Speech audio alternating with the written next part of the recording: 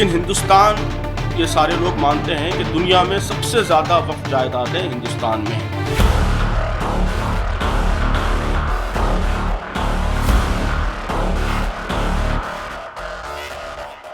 नमस्कार, NMF news देख रहे हैं आप। मैं हूं आपके साथ अभिषेक पुंडित। वक्फ बोर्ड इस देश की ऐसी पैदाइश है जिसकी काट किसी के पास नहीं, मतलब इसे इतनी शक्तियां दे दी गई कि जो चाहे वो कर सकता है और कोई इस पर लगाम नहीं लगा सकता। ताकत दी गई है और ये ताकत दी है कांग्रेस ने, और कानून बनाकर दी है जिससे इसका कोई बाल भी बांका नहीं कर सकता। दुनिया में 57 इस्लामिक देश हैं, लेकिन वक्फ बोर्ड की जरूरत सिर्फ भारत के ही मुसलमानों को पड़ती है। पता है आपको वक्फ बोर्ड क्या करता है? वक्फ बोर्ड जहां भी कब्रिस्तानों की, मस्जिदों की घेराबंदी करवाता है, उसके आसपास की जमीनों को भी वो अपनी जमीन ज्यादातर बता देता है। और हद तो तब हो जाती है जब वक्फ बोर्ड पूरे गांव को ही अपना बता देता है, जबकि उस गांव में 90% हिंदू होते हैं और 20 से 30 परिवार ही सिर्फ मुस्लिमों के होते हैं। और एक मंदिर भी मौजूद है जो 1500 साल पुराना बताया जाता है, लेकिन वक्फ बोर्ड ने उसे अपनी संपत्ति बता दिया। यही वजह है कि वक्फ बोर्ड को लेकर अलग अलग कोर्ट में 120 से ज्यादा याचिकाएं दायर की गई हैं। साथ ही कांग्रेस ने जो मुस्लिमों के प्रति अपना प्रेम दिखाने के लिए दिल्ली में जो 123 जमीनें दी हैं, उन्हें वापस लेने की भी तैयारी चल रही है।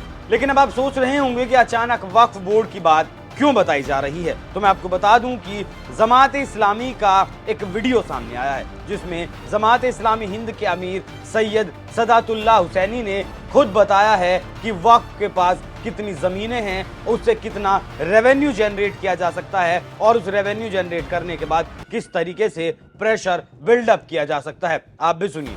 ये सारे लोग मानते हैं कि दुनिया में सबसे ज़्यादा वक्फ जायदादें हिंदुस्तान में हैं।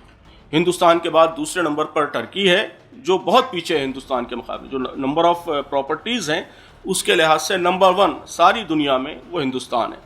दुनिया में वक्फ के जो मेन हब्स माने जाते हैं वो हिंदुस्तान, पाकिस्तान, टर्की और सीरिया, फ़लस्तीन और मक्का, मदीना, ये मेन हब्स माने जाते हैं। उसमें सबसे पहला नंबर हिंदुस्तान का है, जहाँ सबसे ज़्यादा जायदादें वक्फ की हैं। सच्चर कमेटी ने रिपोर्ट में मौजूद है कि जो एस्टिमेशन किया है वक्फ की जायदादों का वो 60 लाख एकड़ है, 6 मिलियन एकर्स, यानी 24,280 स्क्वायर किलोमीटर की जायदाद है हिंदुस्तान में वक्फ। 24,280 स्क्वायर किलोमीटर, ये कितना बड़ा रकबा है आप अंदाज़ा इसका इससे लगा लीजिए कि जो केरला है, केरला का रकबा 38,863 स्क्वायर किलोमीटर है। 60 लाख एकड़ और 24,280 स्क्वायर किलोमीटर, ज़ाहिर है कि बहुत सी जायदादें तो ख़त्म भी हो गई हैं। उन्होंने सच्चर कमेटी के ज़माने में जो रिकॉर्ड्स उनके पास अवेलेबल थे उसकी बुनियाद पर एस्टिमेशन किया है, तो केरला का रकबा 38,863 स्क्वायर किलोमीटर है। पंजाब 50,000 स्क्वायर किलोमीटर, यानी तकरीबन आधा पंजाब ये हिंदुस्तान में वक्फ की जायदादें, उतना बड़ा एरिया, एक पूरी स्टेट उससे बन सकता है। और कहा जाता है कि हिंदुस्तान में सबसे ज़्यादा ज़मीनें वो आर्म्ड फोर्सेस के पास हैं, फौज के पास, और दूसरे नंबर पर रेलवे है, और तीसरे नंबर पर वक्फ, नंबर ऑफ प्रॉपर्टीज़ के एतबार से। और इसकी जो मार्केट वैल्यू है वो कहते हैं कि 2 लाख करोड़ रुपये है, 2 लाख करोड़ रुपये, और 20,000 करोड़ रुपये सालाना इससे रेवेन्यू जनरेट कर सकते हैं। 20,000 करोड़ रुपये सालाना, ये हिंदुस्तान में कई रियासतों का बजट नहीं, स्टेट बजट, कई रियासतों का, छोटी रियासतों का बजट 20,000 करोड़ रुपये नहीं, 5,000 करोड़ बजट वाली रियासतें भी इंडिया में मौजूद हैं। तो आप 20,000 करोड़ रुपये सालाना रेवेन्यू जनरेट कर सकते हैं। सैयद सदातुल्लाह हुसैनी ने खुद बताया है कि हिंदुस्तान में वक्फ के पास सबसे ज्यादा जमीनें हैं, मतलब जो है पूरे विश्व में हिंदुस्तान एक ऐसा देश है जिसमें वक्फ के पास सबसे ज्यादा जमीनें आते हैं। उसके बाद ही सभी इस्लामिक देश आते हैं, वो पाकिस्तान हो, सीरिया हो, सऊदी अरब हो या फिर कई और देश हों। और जो देश आते हैं वो इस मामले में हिंदुस्तान से बहुत पीछे हैं। तो यहाँ समझने वाली बात यह है कि क्या ये जमीनें इन्होंने खरीदी हैं या सरकारों ने प्रेम दिखाने के चक्कर में लुटा दी गई, या फिर इन पर कब्जा किया गया है। लेकिन अभी और सुनिए सैयद साहब ने क्या कहा है। अब एक बहुत बड़ा मसला, ये भी आज़ादी के बाद से ही रहा है ये मसला, लेकिन अब बहुत ही बरहना होकर यह मसला सामने आ गया है। वो ये कि यहाँ जो इस्लाम मुखालिफ और फ़िरक़ा परस्त ताकतें हैं वो वक्फ के इस पूरे निज़ाम ही को ख़त्म कर देना चाहती हैं। तो ये बात हम सबको मालूम है कि इस वक्त मुल्क की मुख्तलिफ हाई कोर्ट्स में और सुप्रीम कोर्ट में टोटल 120 पिटिशंस इस वक्त मौजूद है, 120 पिटिशंस। हर तरह की पिटिशंस मौजूद हैं।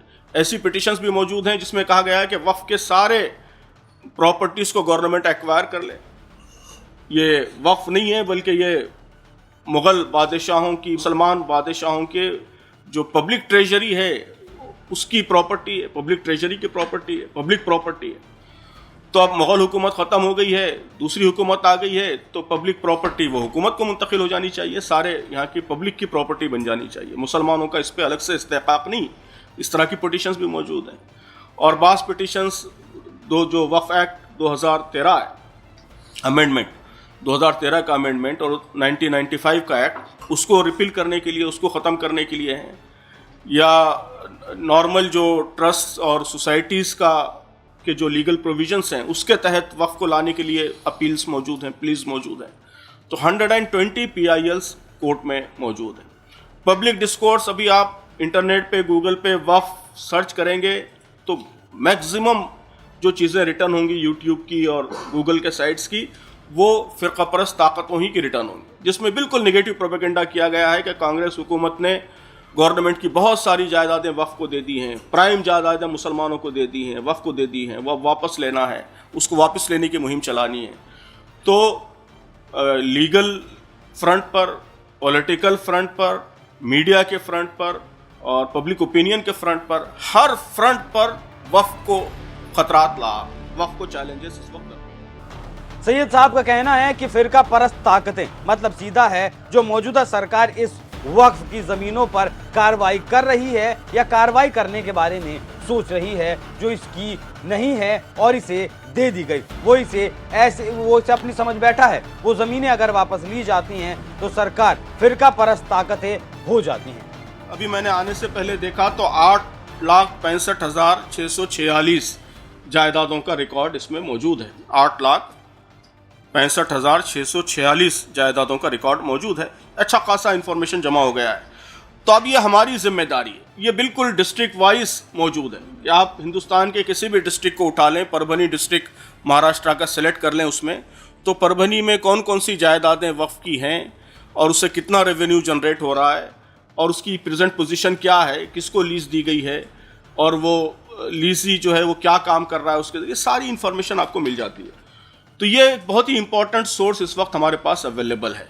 ये तहरीक बन जाना चाहिए कि जगह जगह इसको लेके मॉनिटरिंग की जाए, रियल टाइम मॉनिटरिंग हो कि जो जायदादें मौजूद हैं वो वहाँ शो कर रही है, नहीं कर रही है, और उसका सही फ़ायदा हो रहा है, नहीं हो रहा है, किसको लीज दिया गया है और उससे क्या फ़ायदा हो रहा है। तो ये अगर तहरीक बन जाए और हर गाँव और हर शहर में कुछ बेदार लोग ये काम करने लगें, तो मैं समझता हूँ कि इसके ज़रिए काफ़ी प्रेशर बिल्ड हो सकता है।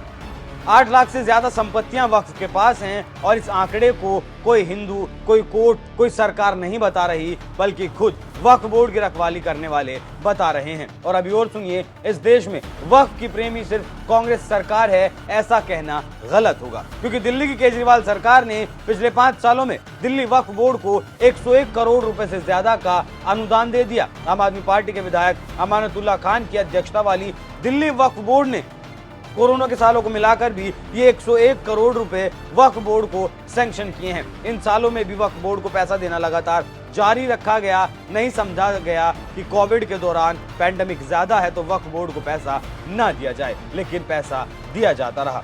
साथ ही आपको ये भी पता होना जरूरी है कि 2014 में लोकसभा चुनावों में आचार संहिता लागू होने से ठीक एक दिन पहले केंद्र की यूपीए सरकार ने दिल्ली की 123 प्राइम प्रॉपर्टी वक्फ बोर्ड को दान में दे दी थी, जिन्हें अब वापस लेने की तैयारी चल रही है, जिसमें जामा मस्जिद भी शामिल है। और सरकार अब कार्रवाई कर रही है कि ये जमीनें जल्द से जल्द खाली करवाई जाएं। ये सब कुछ चल रहा है। इस देश में वक्फ के जरिए मुसलमानों का रहनुमा बनने की लगातार कोशिश जारी है और फिर उनकी वोट लेकर सत्ता हासिल करनी है, और फिर जो सरकारें करती हैं वो तो सबने देखा ही हुआ है। तो देख सकते हैं आप कि क्या चल रहा है देश में। इसलिए मौजूदा सरकारों को इस वक्फ पर ध्यान देने की जरूरत है और इस वक्फ पर लगाम लगाने की भी जरूरत है। आप इस खबर पर क्या राय रखते हैं? अपनी राय हमें कमेंट कर जरूर बताइएगा कि क्या वक्फ बोर्ड पर लगाम लगानी चाहिए या फिर नहीं। नमस्कार।